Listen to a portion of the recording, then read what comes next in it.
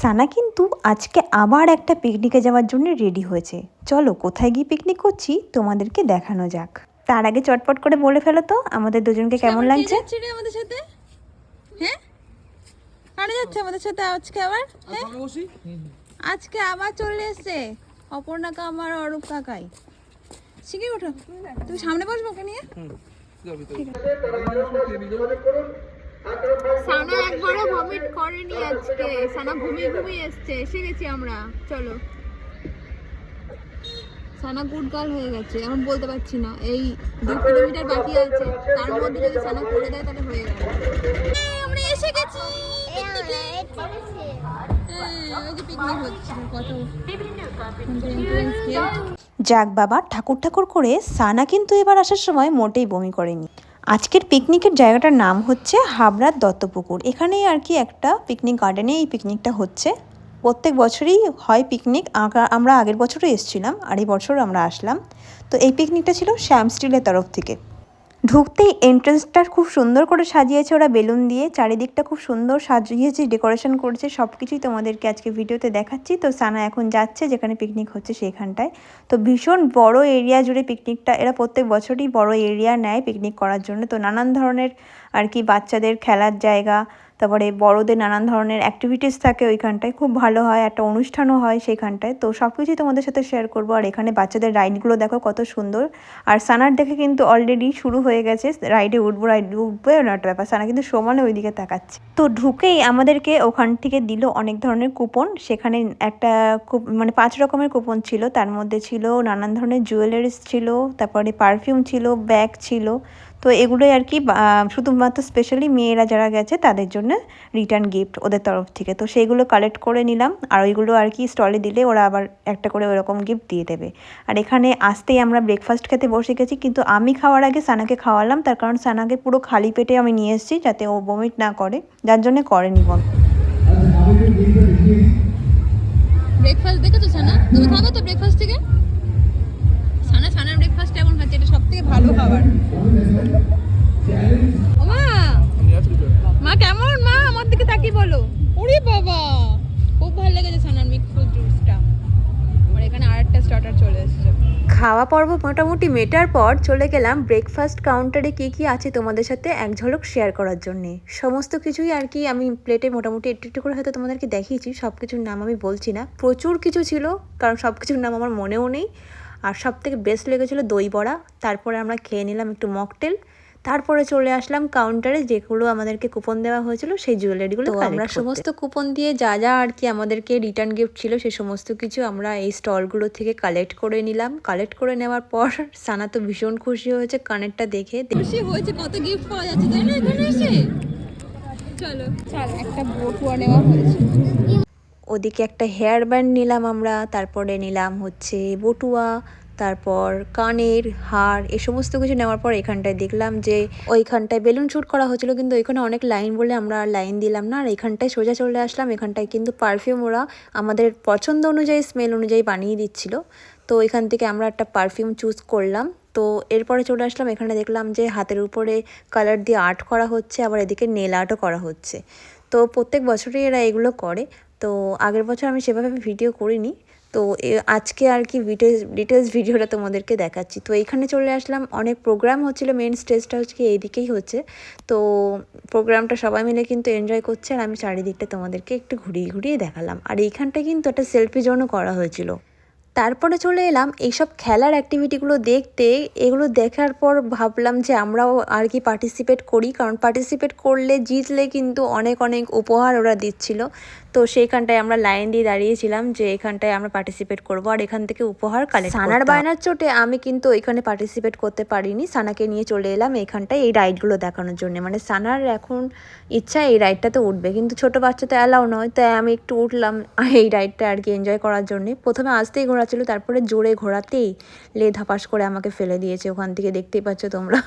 এইবার সানা হচ্ছে আলটিমেটলি ওর পছন্দের জায়গায় চলে এসছে। এইসব রাইডগুলো সানার এত পছন্দ হয়েছে, এই যে এই 2-3টে আর কি প্রোগ্রামে গেল, তো এগুলোতে এই রাইডগুলো দেখে সানার ভীষণ ভালো লেগেছে। তো যেখানে দেখতে পাচ্ছে সানা ওঠার জন্য চেষ্টা করে যাচ্ছে। তো প্রথম অনেকবার ব্যর্থ হওয়ার পর কিন্তু সানা অনেকটা উঠতে শিখেছে, তোমরা দেখতেই পাচ্ছ। এইবার যেহেতু সানা এগুলো শিখে গেছে, সানা তো ভীষণ মজা পেয়ে গেছে। আর সানাকে একটা ছোট দাদা ছিল, সে কিন্তু অনেক হেল্প করে দিয়েছে। তো প্রথমে সানা এইভাবে উল্টে পড়েছে। আমি বললাম, সানা তোর কি লেগেছে? তো বলছে কি না আমার লাগেনি, আমি আবার যাব। তো এরম হচ্ছে একটা ব্যাপার। সে 14 বার ওইখানে যাচ্ছে, একা একা উঠছে। যেহেতু একা একা উঠতে শিখে গেছে, একটা ভালো ইন্টারেস্ট পেয়েছে, তো সেখানে যাচ্ছে। আর সে কিন্তু উপর থেকে স্লিপ কেটে নিচে আসছে। সে ভীষণ মজা পেয়েছে। আর তাকে কিন্তু ওখান থেকে আনা অতটাও সহজ হয়নি। তোমাদের সাথে সেটাও শেয়ার করবো যে তাকে যে আমি কি কষ্ট করে নিয়ে এসেছি বুঝিয়ে সুঝিয়ে। এমনকি এই পিকনিকের লাস্টেও ওকে অনেকটা মানে সেগুলো সব কিছু ভিডিও করিনি, তো লাস্টেও কিন্তু অনেকবার ওখানটায় চড়ে চড়ে খানিকক্ষণ খেলা টেলা করে তারপরে বাড়ি এসছে। উনি যে ওখানে উঠে কতটা আনন্দ পেয়েছে সেটা ওনার ফেসিয়াল এক্সপ্রেশন দেখলে তোমরা বুঝতে পারবে। আর এদিকে আমি তো একা একা পুরোই বোর হয়ে যাচ্ছিলাম যে সানার ভেতরে করছে, আর আমাকে ওইখানে দাঁড়িয়ে দাঁড়িয়ে চৌকি দিতে হচ্ছে ওখানে। এদিক ওদিক কোথাও যেতে পারছি না ওকে রেখে দিয়ে, যে আমি একটু রেখে ঘুরতে যাব, কারণ সেটা তো সম্ভব না, সানাকে একা রেখে আমি পারবো না। তো সানা এখানে ভীষণ এনজয় করছে, দেখতে পাচ্ছ। ও আবার ভেতরে ঢুকে গেছে, আবার সিঁড়ি বেয়ে উপরে উঠছে। আর যতবার উঠছে ততবার ও যে স্লিপ করে যখন নিচে নামছে তখন ওর আনন্দের সীমা নেই। ওটাই হচ্ছে সবথেকে বেশি আনন্দের। আমি বললাম কি আমার কাছে চলে আয়, তো অনেক বলার পর আসলো, ঠিক আছে। তারপরে সেকেন্ডবার না, অনেকবার অ্যাটেম্প নেওয়ার পর যখন আমি বললাম তুমি আমার কাছে এসো, এবার আমি নিয়ে যাব তোমাকে, এখানে আর উঠতে হবে না, ব্যাস উনি ব্যাক গিয়ার করে ওখান দিয়ে নেমে গেলেন। মানে এ পাশে আসলে আমার কাছে চলে আসবে সেই ভয়ে উনি ব্যাক গিয়ার করে চলে গেল। এই যে এখন উনি কান্নাকাটি জুড়েছে, উনি আবার উঠবে। আমি বললাম অনেকবার উঠেছো, এখন হবে না, আবার পরে। এটা বলার পরে এই জায়গাটায় তোলা হলো টেম্পোলিনে যেহেতু কেউ ছিল না বাচ্চারা, সেই জন্য উনি একা একা উঠতে সাহস পেয়েছে। কারণ ওই বাচ্চারা যতটা লাফায় ওটা বেশি লাফালে ও ভয় পায়। তো এখানে ওর বাবা একটা এই যে ব্যালেন্সের এই যে গেমটা এটা খেলছিল, তো এইখানটা একটুকুনি আমরা এনজয় করলাম। করার পর আমরা চলে গেলাম পারফরমেন্স এনজয় করতে। ওখানে কিন্তু একজন পারফর্ম করছিল, সারেগামাপা খ্যাত একজন আর কি সিঙ্গার এসেছিলেন। তো তারই গান আমরা কিন্তু বসে বসে বেশ এনজয় করছিলাম। খুব সুন্দর ছিল তার গানের গলা। আর এর মাঝখানে চলে গেলাম সানাকে নিয়ে একটু ফটোশ্যুট। সানা তো ওইসব পারফরমেন্সের গানগুলো শুনছে আর এখানে নাচছে আর কি আমাদের সাথে ফটোশ্যুট করছে। ভিডিও শ্যুটও করেছি সানার অনেক, তোমরা আস্তে আস্তে সব কিছুই দেখতে পাবে। আর এদিকে সানার পাপাকে অনেক কষ্ট করে ধরে নিয়ে আসা হয়েছে ছবি তোলার জন্য। এই যে আমি এত ছবি তুলি, ভিডিও করি, সব কিছু করতে পছন্দ করি, সানার পাপা কিন্তু তার ঠিক উল্টো। না ভিডিও করতে পছন্দ করে, না ছবি তুলতে পছন্দ করে, কোনো কিছু নিয়ে ডাকলেই একটু বিরক্ত তৈরি হয়ে যায়। এইসবের ব্যাপারে সানার পাপা একদম লেস ইন্টারেস্টেড। এবার এদিকে দেখো সানা কিন্তু পারফরমেন্সটা দেখতে দেখতে হঠাৎ করে স্টেজে উঠে গেছে। সানার আগে সানার ছোটো ছোটো আরও দিদিরা উঠে গেছিলো স্টেজে, তো সানাও উঠেছে তাদেরকে দেখে। তো যে গান গাইছিল সে কিন্তু ওদেরকে কোলে করে নিয়ে বসে গেছে। আর তোমরা কি চিনতে পারছো এনার নাম? তোমরা যদি চিনে থাকো অবশ্যই কমেন্টে জানাবে। সানা তো ওখানে গিয়ে ভীষণ আনন্দ পেয়েছে, মজা পেয়েছে। দেখতেই পাচ্ছ সানা একদম খোশ মেজাজে রয়েছে। যদিও সানা সব জায়গায় গেলে থাকে না, কিছু কিছু জায়গায় সানার কখন কি মনে হয় সেটা বলা মুশকিল। তো সানা এখানে ভীষণ আনন্দ করছে, দেখতেই পাচ্ছ। আর গায়ক যে সে তো গান করছে, আর তার সাথে সানার নাচের শেষ নেই। সানা নিজেই যাচ্ছে, শুধু সানা যে নাচছে তা কিন্তু নয়, সানার সাথে আরও ছোটো ছোটো কচি কচি দুটো দিদি ছিল, একটা ছোট্ট বোনু ছিল, তারাও নাচছিল।